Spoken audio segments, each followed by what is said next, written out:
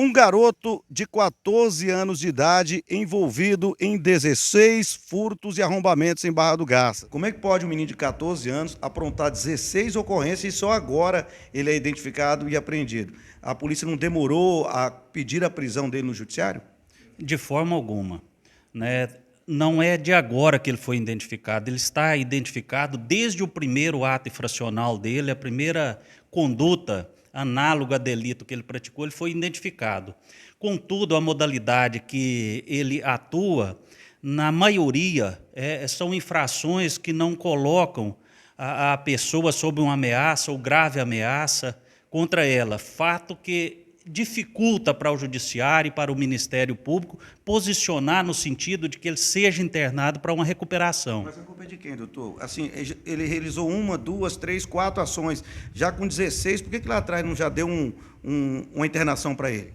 A culpa não é de ninguém. A culpa não é do Judiciário, não é do Ministério Público e muito menos das forças de segurança, de forma pontual, a Polícia Judiciária Civil. Nós temos um arcabouço legal positivo de normas postas a nós e a ele nós temos que observar.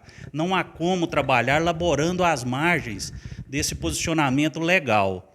Todas as infrações, todos os atos que ele praticou foi observado, investigado, apurado, individualizado a conduta, né, e responsabilizado às margens do judiciário, né?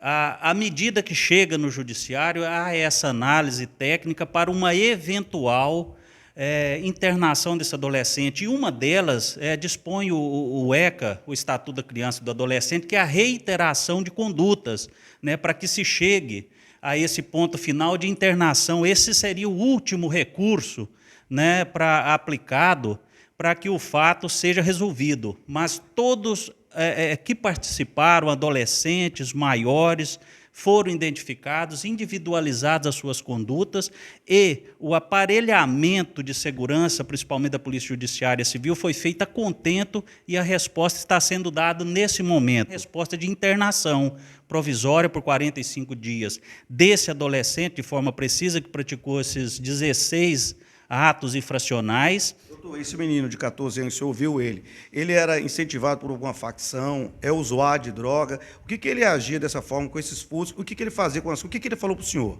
O ímpeto, né, infracional, no caso do adolescente, não se consegue pontuar com uma simples inquirição, com um acompanhamento provisório. Esse garotinho de 14 anos estava sendo o causador de vários arrombamentos, 16 em Barra do Garças. E agora ele aguarda vaga.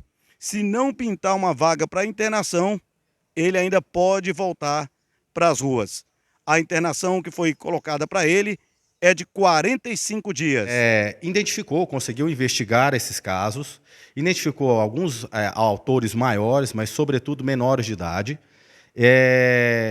Só um menor cometeu aí pelo menos 16 furtos na cidade, esses furtos mediante arrombamento, que são furtos qualificados, né, que atormentaram aí aos comerciantes da região central.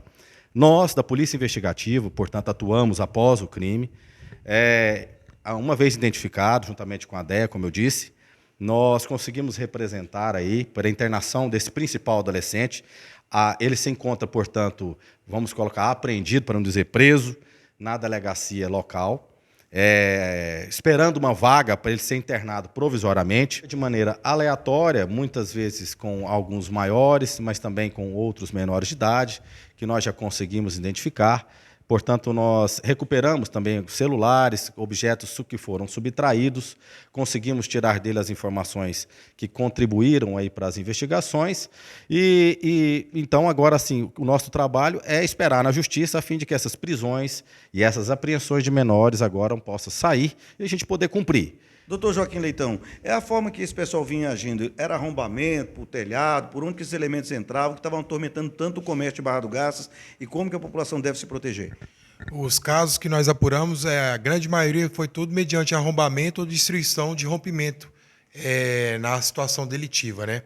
E aí, como o Dr. Nelder bem pontuou, é importante que haja a questão da vizinhança solidária, seja tanto na parte comercial quanto residencial. Os vizinhos cooperando, informando se tiver alguma movimentação estranha, fornecendo vídeos e etc., a fim de colaborar com as investigações. Alguns desses elementos foram identificados, no caso, já são ações pretéritas, que já aconteceram. O judiciário, de repente, pode dar a prisão dessas pessoas ou acha difícil?